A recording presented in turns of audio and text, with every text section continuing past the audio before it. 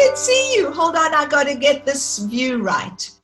Where are you? In the studio? At the radio station. We came off air at 9:00. So this is the radio studio. I've booted most people out. Jimmy's staying here to make sure that I don't set the place on fire. But I love that. I wish I had a Jimmy that could tell me how not to set my place on Ronni, fire. I'll come and work with you anytime. Good. I might poach you. Don't say that twice. Amanda, this won't take long. I'm happy. I'm thrilled with whatever it is. You are just too divine. So let me just share with you. Sorry, Ronni, quickly. Do you want me to record this from my end or everything's okay? Well, look, am I recording? Can you tell? Yeah, I think I'm recording. Well, it's recording, but maybe record. Oh, yeah. If you can record it too, then we're going to be doubly powerful. Gotcha. Recording. Awesome. I think I am too. Beautiful. I think so. It says recording. Okay. So Amanda, darling, yes. I called my memoir A Repurposed Life because even though throughout my life, of course, I've had purpose. My purpose was to look after my children, to make money, to be healthy. But there came a point in my life when I started asking the question, what can I do for the world? Not what can the world do for me? And that's when my life got repurposed. And in a sense, it was almost without realizing it. So my question to you is, what does living a life of purpose mean to you? And has that idea shifted at all through your life? And yeah, just over to you, just to answer if you have an answer. Interesting, isn't it? Because when I get together with my girlfriends now, this is the stuff we talk about. And we wouldn't have as younger women because we were busy getting careers going, raising children. And I think that you take a breath and you look at the world. We're all trying to tread more lightly in the world, I think, and on the world. We're all trying to divest ourselves of things that don't matter. And a lot of that thinking has come about during COVID. Well, it has for me. Yeah. I'd often leave work and I was busy and I thought, I'll reward myself. I'll go to a shop or I'll go and do this. I've really pared all of that back thinking, what do we need? I've started to look at what momentum my life can have that doesn't revolve around things. Yeah.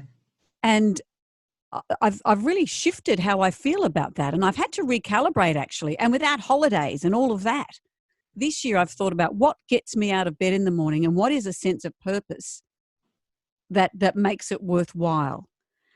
And I find that in this job, we try on a radio show to be funny and entertaining and engaging, but I find the biggest impact we have is being good company for people. And we've had some emails of people during COVID. One woman was living overseas and said that she was listening via the internet to the show and just the familiarity of our voices, she used to live in Australia, brightened her day. We've had emails from people saying, I have terrible depression, I'm lonely, but the familiarity of your voice gets me through. And this is stuff earlier on in my career I wouldn't have thought would be such an important thing, the consistency of just turning up, the difference that can make for somebody else. We had a woman actually once get in touch with me, and I met her when her husband was in the spinal unit at Royal North Shore. Right. He was on a bike ride with his son, paralysed from the neck down when he fell over the handlebars. And she said when she drove from Wollongong up to the hospital every day in this chaos of what her new life would be, when she heard our voices on the radio, that was like the only moment where she felt she was safe.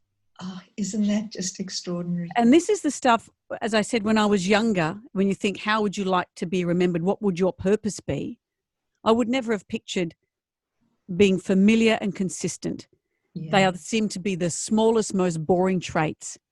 And yet, isn't it that's the biggest accolade I would ever want to have now? That is the most powerful thing. And again, as you say, it's that showing up for you is by being there and being that safety net for hundreds and thousands of people. That is huge legacy and extraordinary that COVID is what shifted you to that awakening, really. Yes. And a couple of other things too. A friend of mine had a significant birthday not so long ago. She does a lot of, I call it good works. And it's almost something you can laugh about, that she's off doing her good works, but she has impact everywhere.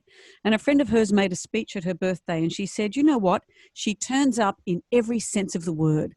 And that's another phrase that isn't sexy, but isn't it powerful that when she's needed to be a friend, when she's needed to be an advocate, when she's needed to be there for someone else, she turns up. Yeah. And I thought that was just very moving. And I went to the funeral of my friend's father. He died at 98. He was a very well-known doctor around here. And he had been the first doctor to work with the nuns through the AIDS crisis in Darlinghurst in Sydney. Wow. And all the hard work he had done, all the giving out he had done.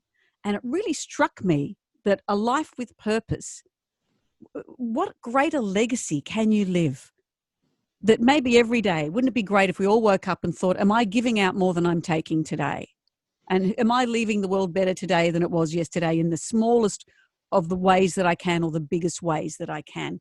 And it's interesting, we started this chat by saying this is the stuff as I get older that I think about more than I used to. Yeah, well, that is totally phenomenal. I mean, for me, that's really what my book is about, how each and every one of us can just do one little bit more, one teeny weeny little thing, which is that the significance of the teaspoon, to make a difference. And you've answered everything I needed, and there will be some divine grabs in there and this little montage, because I just don't believe in putting content out for the sake of content. I'm not interested in that. I didn't write the book because I wanted to be more popular, more anything. Trust me, it's so raw and vulnerable. I've never been in that place before, but I wanted to send out something, and every message has a meaning. So that's what this little piece is all about. So thank you so much. Can I also say, since I did the story with you a couple of weeks ago, I am very processed on not chucking out any scraps. My children are having the same meals 3 nights in a row, so they might not be so thrilled, but it's really recalibrated how I look at my shopping and the food in my fridge.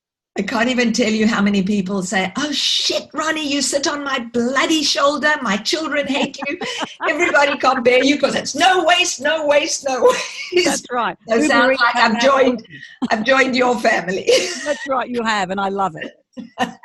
Thank you so much. I really appreciate it. You are a legend. You do show up and you turn up, and you turned up for me, and I really appreciate it. I was flattered to be asked, Ronni, and we're going to talk to you before too long on the radio as well. Oh, great. Yeah, let's get that book out. Absolutely. Thanks. Lots of love to you, and thank you.